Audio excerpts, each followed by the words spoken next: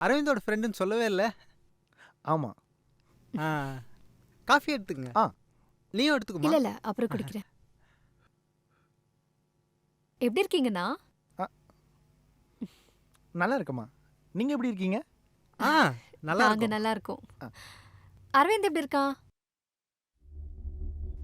எங்க இருக்கான்? நல்லா இருக்கான்ல? கல்யாணம் ஆயிடுச்சுல? நாங்களும் ரொம்ப தேடி பார்த்தோம். ம். மீட் பண்ணவே முடியல. அதுவும் இல்லாம வீடு வேற ஷிஃப்ட் பண்ணிட்டோமா. எந்த அப்டேட்டும் இல்ல. நல்லா இருக்காருல்ல?